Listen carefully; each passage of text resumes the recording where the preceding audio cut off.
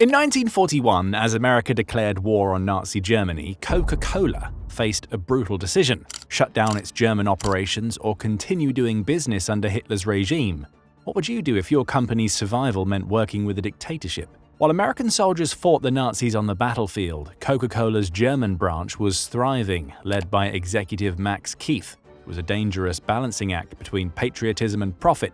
This is the story of how one of America's most beloved brands navigated the moral minefield of doing business under fascism.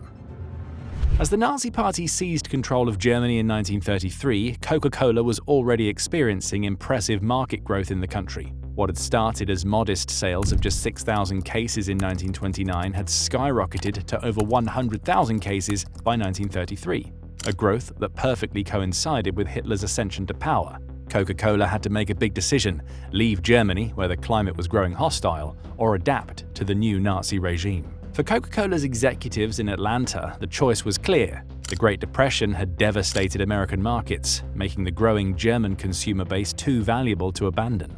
The company appointed Max Keith to lead their German operations, a decision that would fundamentally alter Coca-Cola's relationship with Nazi Germany. Keith was a strategic operator who understood both German culture and corporate politics. Keith spoke fluent German and had strong ties to Coca-Cola's headquarters in Atlanta. That made him the ideal go-between for American business and the Nazi economy. Keith approached his position with remarkable pragmatism, quickly aligning Coca-Cola's German subsidiary with Nazi business practices. Although he didn't join the Nazi Party, Keith acted as an opportunist. He aligned with the regime when it benefited Coca-Cola, always choosing profit over principle. Keith's Blitzkrieg advertising campaign, a name that would later take on darker meanings when applied to German military strategy, became one of his most successful early initiatives. This calculated invasion of the German beverage market targeted traditional beer drinkers, convincing them that carbonated soft drinks were worthy of the German working man. The marketing strategy presented Coca-Cola not as a foreign luxury, but as a drink for the everyday German worker. This was key in a country where national pride and working-class values were part of the Nazi message. Recognizing that public visibility at party functions was essential for commercial success, Keith ensured Coca-Cola maintained a prominent presence at Nazi gatherings. Billboards and kiosks were strategically placed outside rally grounds in Nuremberg and other cities where party members gathered. Coca-Cola's logo soon appeared next to Nazi symbols across Germany. This made the brand seem connected to the new regime. Even after trying to please the Nazi regime, Coca-Cola faced new threats. Some Nazi officials began spreading a damaging rumor that Coca-Cola was Jewish-owned. In Nazi Germany, this could lead to boycotts, vandalism, and forced sales of the business to German owners. Keith's response revealed the depths of the company's moral compromise. Rather than issuing a neutral denial, he placed an advertisement in Der Stürmer, one of the most viciously anti-Semitic propaganda publications in Nazi Germany. The ad clearly denied any link to Jewish ownership, which gave support to the magazine's hateful message. This wasn't just appeasement. Coca-Cola gave financial support to a publication that promoted violence against Jews and helped normalize anti-Semitism in Nazi society. The 17,000% sales increase that Coca-Cola had achieved between 1929 and 33 had led to a moral calculus where there appeared to be virtually no boundaries Keith wouldn't cross to maintain the company's commercial success in Germany. The advertisement in Der Stürmer marked just the beginning of Coca-Cola's troubling alignment with Nazi Germany. As Hitler prepared to showcase his regime to the world at the 1936 Berlin Olympics, Coca-Cola saw not a moral dilemma, but a golden business opportunity.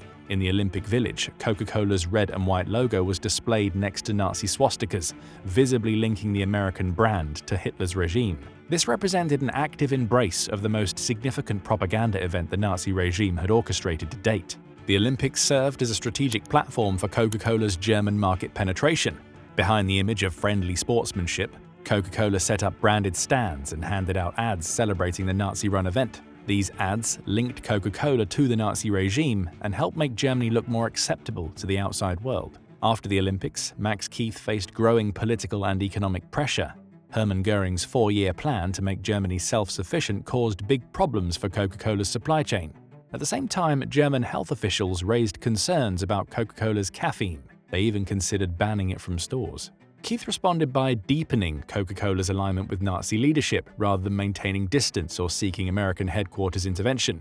This strategy culminated in March 1938 at the 9th Annual Concessionaire Convention in Germany. When Germany took over Austria in the Anschluss, Keith made his loyalty to the Nazi regime very clear. According to historian Mark Pendergast, behind the main table, a huge banner proclaimed in German, "Coca-Cola is the world-famous trademark for the unique brand of Coca-Cola GmbH." Directly below, 3 gigantic swastikas stood out, black on red. The meeting concluded with a pledge to Coca-Cola followed by a threefold Sieg Heil to Hitler, illustrating how thoroughly Keith had merged Coca-Cola's identity with the Third Reich. Keith's Nazi loyalty intensified over time. At a convention coinciding with Hitler's 50th birthday in April 1939, he ordered a mass Sieg Heil to commemorate "our deepest admiration and gratitude to our Führer, who has led our nation into a brilliant higher sphere." This represented the complete absorption of Coca-Cola Germany into the ideological project of National Socialism. Keith no longer distinguished between the interests of his American employer and Hitler's regime.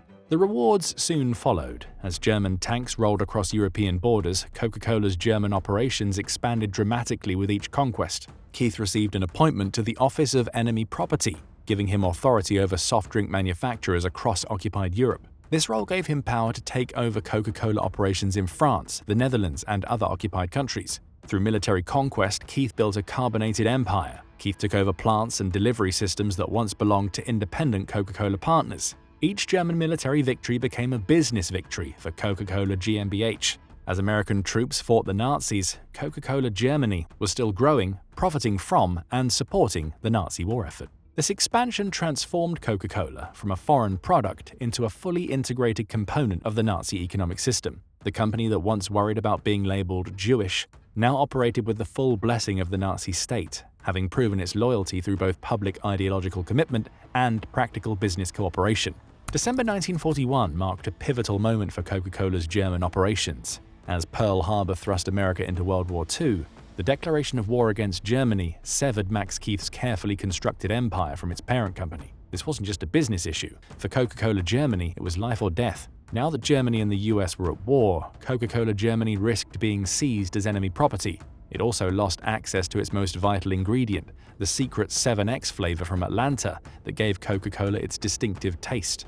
All shipments from Atlanta to Berlin stopped. For Keith, it felt like an impossible situation. To survive, Keith had to adapt. All contact with the American headquarters stopped. The Nazi government threatened to seize US-owned businesses, putting Coca-Cola's German network at risk. Keith, deeply embedded in the Nazi economic apparatus, faced his toughest challenge, maintaining operations without the product that defined the company. In cramped labs across Berlin, Keith's chemists worked frantically, mixing and testing ingredients under intense pressure.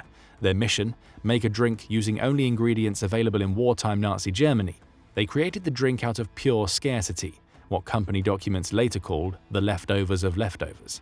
The wartime concoction bore little resemblance to Coca-Cola. The chemists cobbled together apple fiber, waste material from cider pressing, with whey from cheese production. They sweetened it with beet sugar and flavored it with leftover fruit scraps, mostly apples, sometimes oranges. The drink looked cloudy and brown, nothing like the Coca-Cola Americans knew. The tension was palpable during the sales meeting where the beverage would be named. Keith paced the room, instructing his anxious staff to use their fantasy, German for imagination. Salesman Joe Knipp broke the silence, proposing Fanta, shortened from the German word for fantasy. The name reflected the drink's improvisational origins while avoiding any American associations that might endanger the business. The new drink became a surprise hit.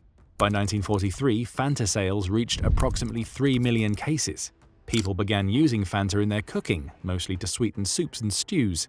In wartime Germany, it was one of the few sources of sweetness. A critical advantage boosted Fanta's position: exemption from wartime rationing regulations.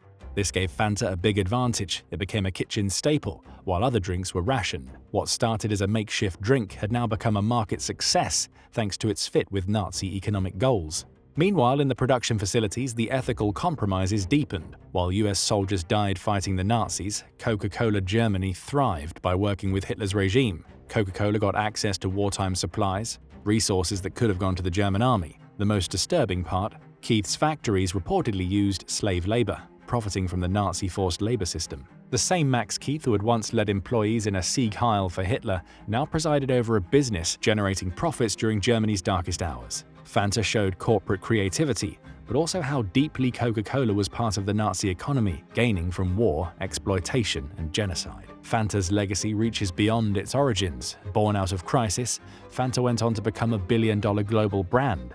But its origins tell a darker story about how protecting a brand led to supporting a genocidal regime. That murky, wartime drink stands as a symbol of what's lost when profits matter more than morality. As the Allied forces closed in on Berlin in 1945, Max Keith sent a simple yet telling telegram to Atlanta.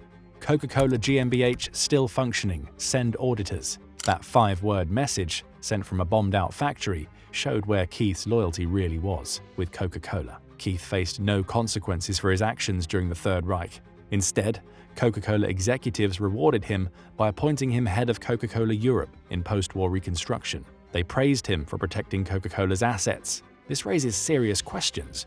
What does it say about corporate memory and accountability? How do we reckon with business decisions made during humanity's darkest hours? Keith may have saved Coca-Cola, but at what cost? That question still echoes in boardrooms today. Well, that's it. Thanks for watching. If you found this story compelling, check out our video, What Happened to Hitler's Family After World War II. Don't forget to like this video, subscribe to our channel, and hit the notification bell to stay updated on more World War II content. And we'll see you in the next one.